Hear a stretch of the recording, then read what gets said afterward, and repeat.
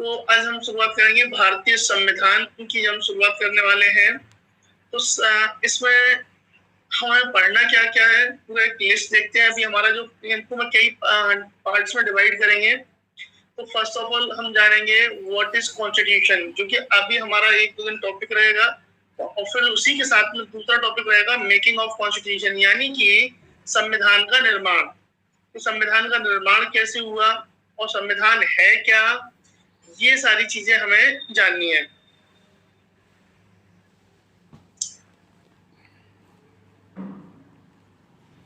Okay, फिर हम देखेंगे संविधान का निर्माण कर रहे थे तो हमारे संविधान में सोर्सेस कहाँ से लिए गए, क्या क्या सोर्स लिए हमने। क्योंकि आपने एक वर्ड सुना होगा कि भारतीय संविधान को उधार का थैला कहते हैं। क्या कहते हैं? उधार का थैला बोलते हैं। क्यों बोलते हैं? क्योंकि हमने अपने संविधान को खुद न बनाते हुए दूसरों से उधार ले लेके बनाया है। दूसरों से उधार लेने का मतलब है कि हमने अलग अलग, फिर देखेंगे हम इसकी प्रस्तावना, अनुसूचियां, भाग 1। फिर हम देखेंगे भाग 1 के बाद में भारत में राज्यों का गठन कैसे हुआ। ये इस तरीके से हम फिर रहेगा हमारा ऑर्गेनाइजेशन, रीऑर्गेनाइजेशन, यानी राज्यों का फिर पुनर्गठन कैसे हुआ। फिर हम उसमें देखेंगे सिटीजनशिप या नागरिकता, और ये CA जो बहुत चर्चा में रहा था, इसको भी मैं डिटेल क्लास लूंगा अभी इसमें। नेक्स्ट हमारा पार्ट 3 फंडामेंटल राइट, जिसमें rates, directive principle, state policy, fundamental right और क्विज। अब देखो एक चीज ध्यान रखना, जिन लोगों ने पहले नहीं पढ़ रखा या पढ़ भी रखा है, क्वेश्चन है व्हाट इज कॉन्स्टिट्यूशन, संविधान क्या है। ये बड़ा ही मजेदार क्वेश्चन है कि भाई संविधान किसे कहते हैं। अब आप अपना की बहुत अच्छा होगा, बस इसमें ध्यान रखना। नोट्स मैंने आपको प्रोवाइड कराई दिए हैं, जिनके पास नहीं है वो टेलीग्राम चैनल पे जाके वो ज्वाइन वहां से कर ले, वहां उनको नोट्स मिल जाएंगे।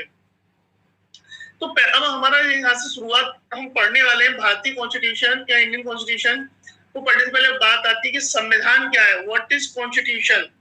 तो संविधान बेसिकली दो वर्ड से मिलकर बना हुआ है, सम प्लस विधान। संविधान मतलब इक्वल लॉ। क्या है कि जब हमारे ऊपर पहले अंग्रेजों का शासन था, ब्रिटिशर्स का, उससे पहले राजा महाराजाओं का था।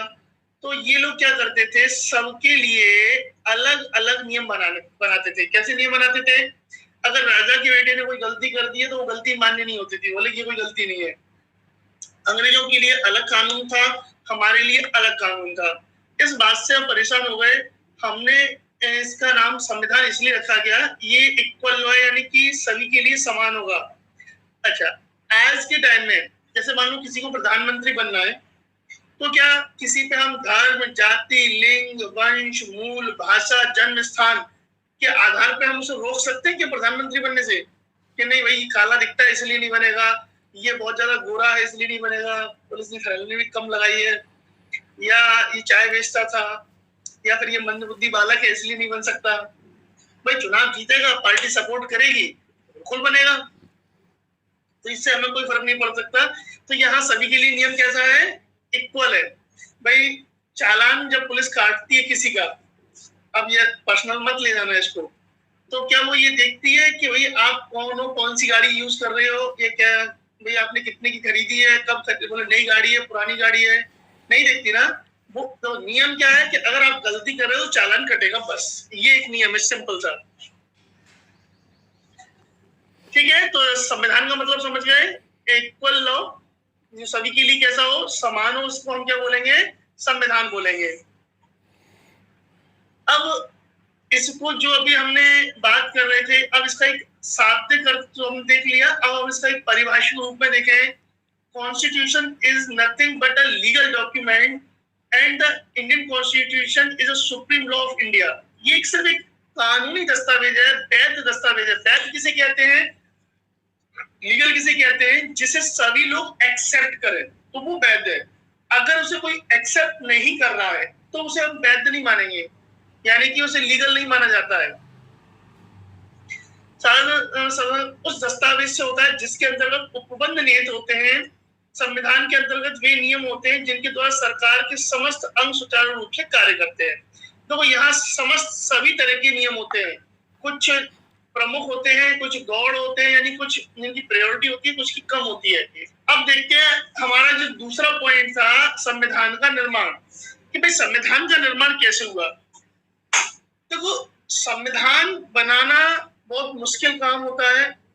संविधान का निर्माण की बात करें तो संविधान, अच्छा इससे पहले एक दो क्वेश्चन और थे, सॉरी इसमें अपने वो डिस्कस कर लेते हैं कि ये भारतीय संविधान से पहले एक दो क्वेश्चन आते हैं कि वर्ल्ड का फर्स्ट कॉन्स्टिट्यूशन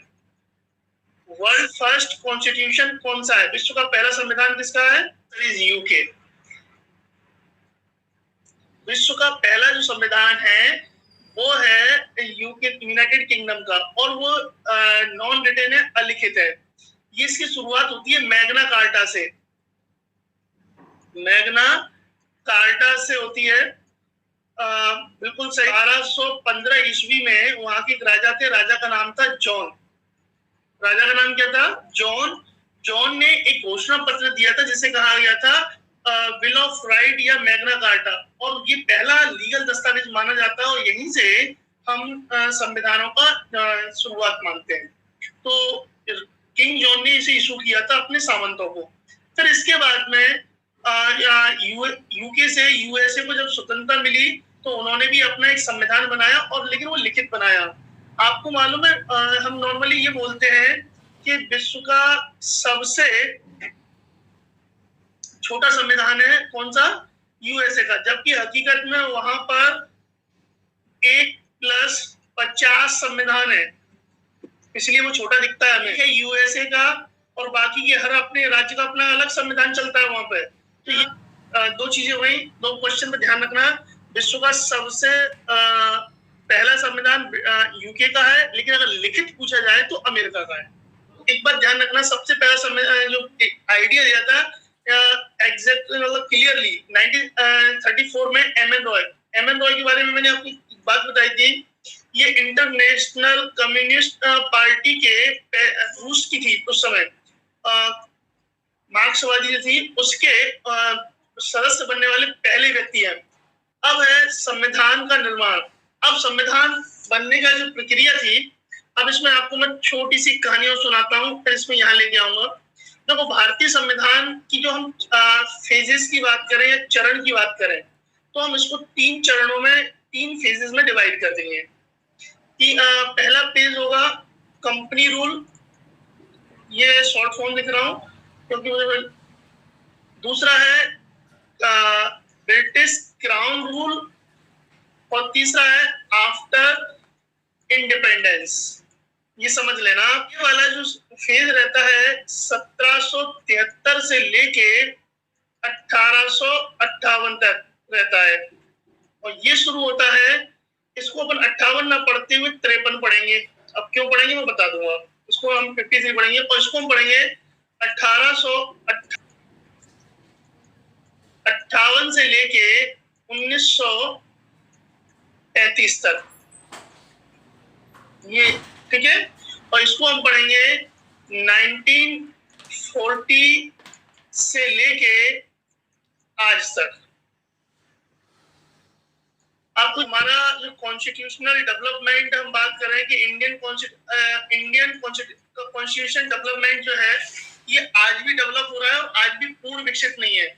तो इस दौरान कुछ कानून बन के आए थे कंपनी को रेगुलेट करने के लिए। का रेगुलेटिंग एक्ट, 1784 का charter act, fits India act, फिर 1813, 1833 और 1853 का चार्टर एक्ट, ये इस कंपनी को कंट्रोल करने के लिए आते हैं।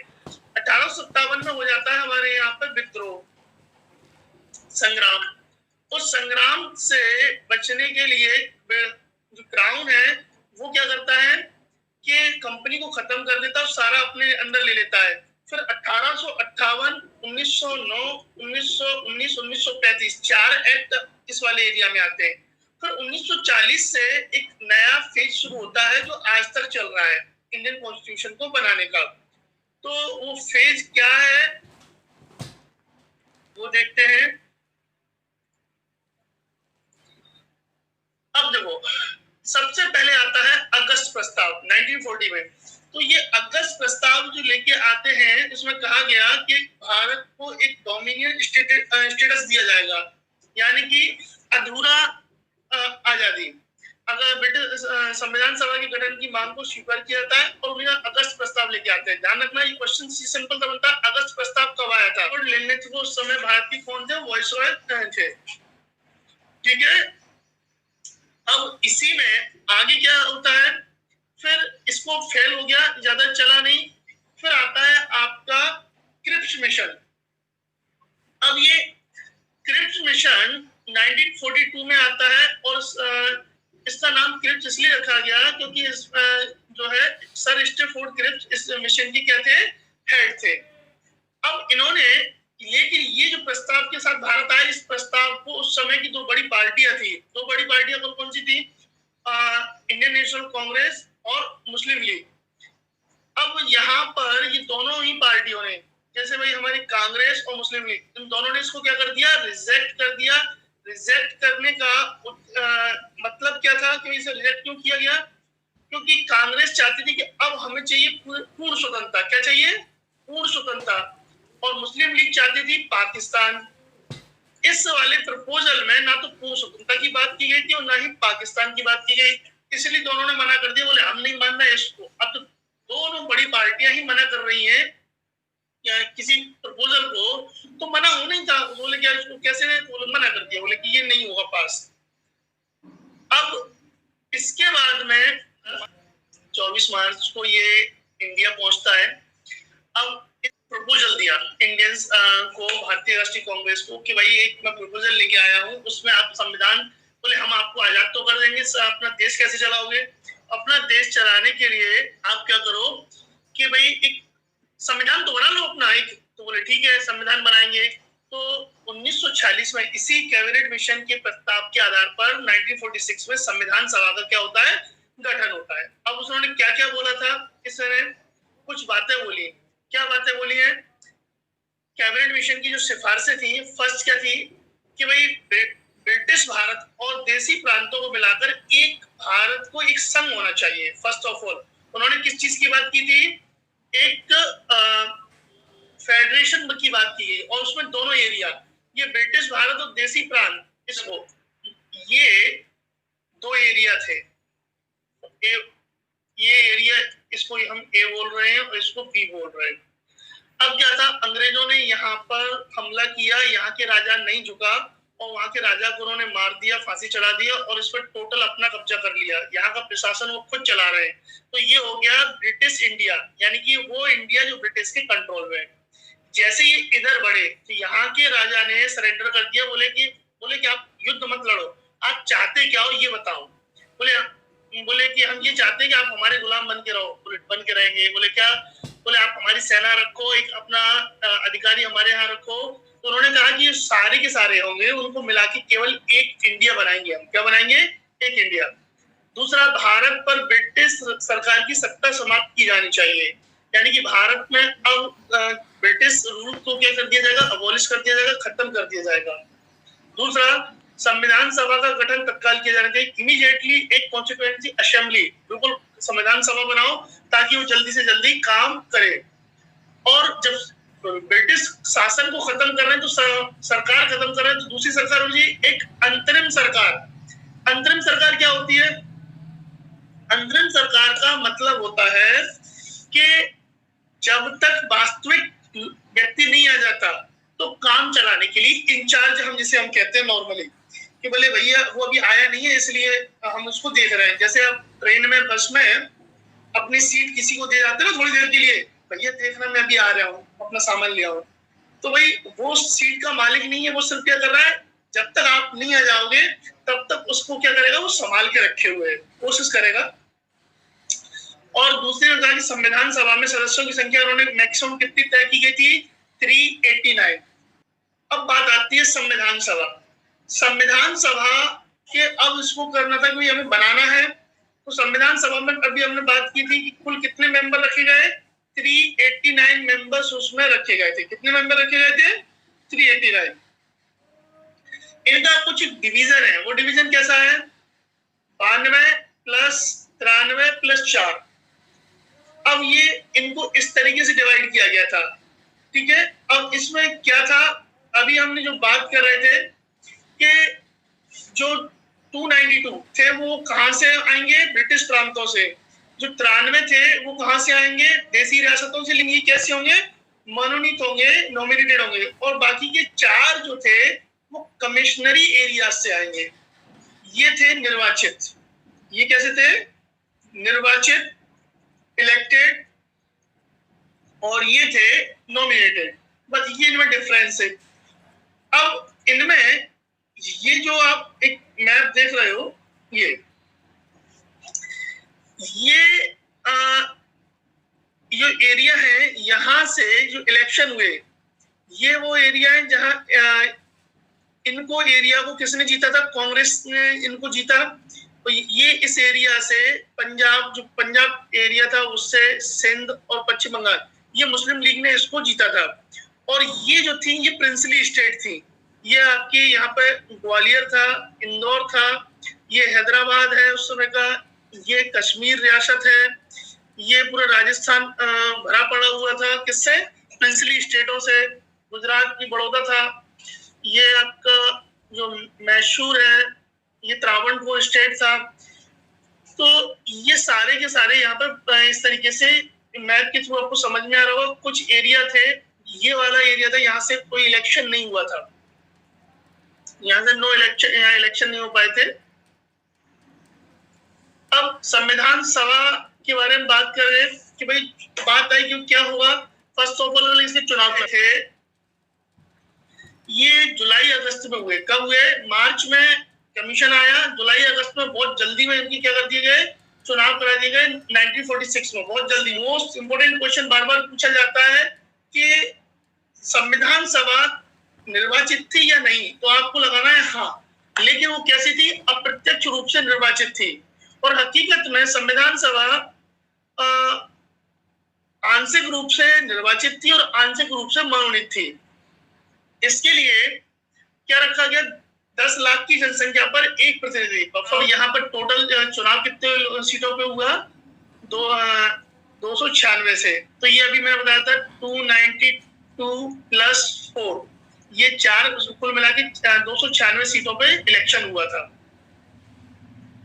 अब ये जो सीटें थी, इन जो 296 सीटों पे चुनाव लड़ा गया, इन सीटों पे 208 सीटें कांग्रेस ने जीती थी। कांग्रेस के हिस्से में कितनी आई, 208 आई। मुस्लिम लीग ने 73 जीती और बाकी की बची हुई 15 सीटें अन्य लोगों ने जीत ली। तो ये भी फैक्ट है कि भाई मुस्लिम लीग ने कितनी जीती थी, तो ये ध्यान रखना। तो अब बात आती है जो 93 जो बची हुई सीट है, इन लोगों ने संविधान बनाने में कोई भाग नहीं लिया, क्योंकि ये कभी नहीं चाहते थे कि संविधान बने। संविधान बनने का मतलब था कि जो राजा महाराजा थे वो अपना अधिकार बिल्कुल ही खत्म कर रहे थे। अंग्रेजों के समय से पहले वो फुल मजे में थे, अंग्रेजों के समय में जो बच्चे रहते वो आधे मजे में आए, और जैसे संविधान बन जाएगा तो भाई राजा सब खत्म और सब एक लाइन में आ जाएंगे, सब बराबर हो जाएंगे। इसलिए ये सीटें क्या हुई, खाली रह गई थी। अब पहली कैबिनेट बनाई गई। अब बात जो दूसरी शर्त क्या रखी गई थी, चुनाव करा लिए, संघ में कहा गया था कि भाई तत्काल एक कैबिनेट बनाओ, जिसे अंतरिम सरकार के रूप में, इंटरिम गवर्नमेंट के रूप में हम जानते हैं। तो यहाँ कुछ नहीं करना है, ये सिर्फ आपको याद रखना है केवल। इसके लिए फटाफट से स्क्रीनशॉट लेते जाना आप। भाई जवाहरलाल नेहरू को क्या क्या मिला था, भाई उस समय के प्राइम मिनिस्टर, एक्सटर्नल अफेयर्स यानी कि विदेश मंत्रालय, कॉमनवेल्थ रिलेशन जो राष्ट्रमंडल संबंध, साइंटिफिक रिसर्च इनको मिली। दूसरे उस समय के सबसे बड़े जो नेता थे वो थे सरदार वल्लभ भाई पटेल, इनको गृह मंत्री बनाया गया। इंफॉर्मेशन एंड ब्रॉडकास्टिंग, सूचना एवं प्रसारण मंत्री।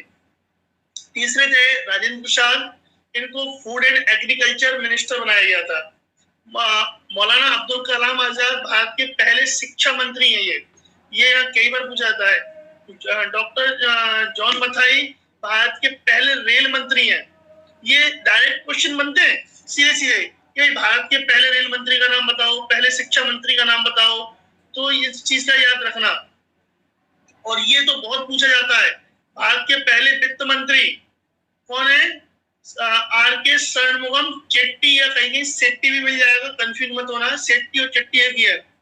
डॉक्टर बी आर अम्बेडकर इनको कानून मंत्री, जगजीवन राम लेबर मिनिस्टर बनाए गए, सरदार बलदेव सिंह, इनमें बल बहुत ज्यादा था, ताकत बहुत थी, तो इनको कहा कि बोले आप रक्षा करो, डिफेंस मिनिस्टर। राजकुमारी अमृता कौर, भाई महिलाओं को स्वास्थ्य का ध्यान रखना बहुत अच्छा लगता है, नर्स वगैरह हम उन्हीं को बनाते हैं, तो पहली हेल्थ मिनिस्टर, स्वास्थ्य मंत्री भी राजकुमारी अमृता कौर को बनाया गया था। भागवत इनको कॉमर्स मिनिस्टर दिया गया था। रफी अहमद किदवई कम्युनिकेशन यानी कि संचार मंत्री थे। श्यामा प्रसाद मुखर्जी, ये बहुत ही इंपॉर्टेंट नाम आता है, Shyama Prasad Mukherjee, industry and supply minister, खाद्य एवं आपूर्ति। और VN Gadgil, work mind and power, इनके बारे में एक बात और नोट कर लो, नंबर 13 पे श्यामा प्रसाद मुखर्जी, यही वो व्यक्ति हैं जिन्होंने सबसे पहले केंद्रीय मंत्रिमंडल से इस्तीफा दिया और बाहर आए। अब देखो अपने आप में इस्तीफा देना भी अपने जीके का क्वेश्चन बन गया। क्वेश्चन आता है कि केंद्रीय मंत्रिमंडल से सबसे पहले इस्तीफा देने वाले व्यक्ति कौन थे? श्यामा प्रसाद मुखर्जी थे। उनकी इनसे बनी नहीं बात, उन्होंने रेजिग्नेशन दे दिया, बोले कि अब हम काम नहीं करेंगे, हम जा रहे हैं। बोले ठीक। अब यहाँ हमारी संविधान सभा से रिलेटेड कुछ इंपॉर्टेंट क्वेश्चंस बनते हैं कि अभी मैं बता रहा था कि हमारी संविधान सभा थी कैसे। तो हमें पता है कि कुछ लोग उसमें क्या थे, इलेक्टेड थे, चुने हुए थे, और कुछ नॉमिनेटेड थे। लेकिन ज्यादातर लोग कैसे थे? इलेक्टेड थे, यानी कि चुने हुए थे, इसलिए इसको कहा जाता है निर्वाचित थे मोस्टली। और सभी जो अप्रत्यक्ष रूप से वयस्क मताधिकार के आधार पर चुनी गई थी। लेकिन यहाँ पे एक चीज है, वयस्क मताधिकार लिखा जरूर है, बोला गया था, लेकिन ये वोटिंग कैसी थी? लिमिटेड थी, सभी लोग वोट नहीं डाल सकते थे, जनता ने वोट नहीं डाले थे, उस इनडायरेक्टली वोट इन पर वोटिंग हुई थी। एक ये वाला क्वेश्चन बहुत कंफ्यूज करता है कि संविधान सभा में महिलाओं की संख्या कितनी थी। तो most important, there were only 15 women in constituent assembly. तो कुल मिला के 15 महिलाएं चुनी गई थी। ये अब हमारी संविधान सभा ने काम कैसे किया? हमारी जो संविधान सभा थी, इसकी वर्किंग ऑफ कॉन्स्टिट्यूएंट असेंबली, संविधान सभा के लिए पहले तैयारी हुई, जुलाई अगस्त में चुनाव हो गए, सब लोग चुन के बैठ गए, तो उन्होंने कहा कि अब हमको मिलना चाहिए। तो 9 दिसंबर को 1946 में इन्होंने डिसाइड किया कि अपन मिलेंगे। डॉक्टर सदानंद सिन्हा को चुना गया था अस्थायी अध्यक्ष 9 तारीख को, पहली मीटिंग। और इस दिन कुल कितने मेंबर आए थे? केवल तो 389 की संख्या रखी गई थी। कितनी रखी गई? 389 टोटल थे, लेकिन पहुंचे उस दिन कितने? केवल 211। बिल्कुल, सीनियरिटी सबसे ज्यादा एजेड व्यक्ति थे। अगर क्वेश्चन ये आ जाए कि भाई संविधान सभा का सबसे बुजुर्ग व्यक्ति सीनियर कौन था, तो डॉक्टर सदानंद सिन्हा थे। इनका काम क्या था? चुनाव करवाना। किस चीज का? संविधान सभा के अध्यक्ष के लिए। 11 दिसंबर को, यानी कि 2 दिन बाद, इस दिन संविधान सभा की दूसरी बैठक होती है, यानी कि चुनाव होने थे। और डॉक्टर राजेंद्र प्रसाद को क्या चुना गया?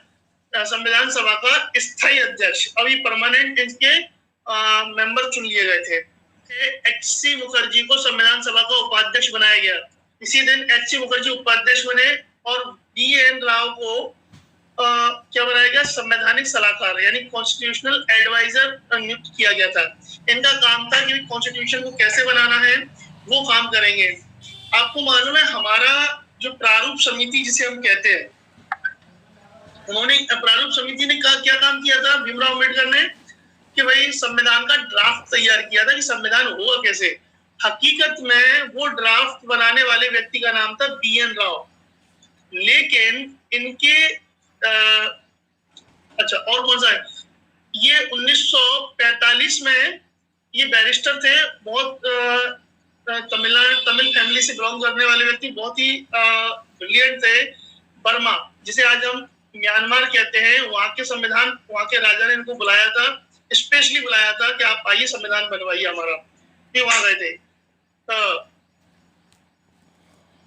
एक और चीज आपको बता दूं कि इन्होंने इतने, और पैसे की कमी नहीं थी, बस इनके पास क्या चीज की कमी थी, राजनीतिक संबंध इनके बहुत ज्यादा अच्छे नहीं थे, यानी पकड़ अच्छी नहीं थी।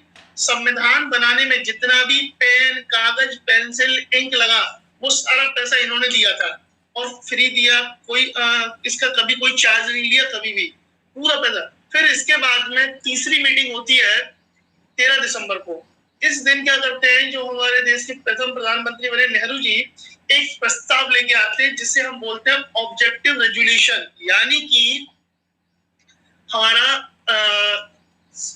उद्देश्य प्रस्ताव। उद्देश्य प्रस्ताव क्या था कि हमारे संविधान में क्या क्या होना चाहिए और किस तरीके से होना चाहिए, ये बात उन्होंने बताने के लिए प्रस्ताव लेके आए, उसे पेश किया 13 तारीख को, 13 दिसंबर को लेके आए और इस पर काफी लंबी चर्चा चली ऑब्जेक्टिव रेजोल्यूशन पे।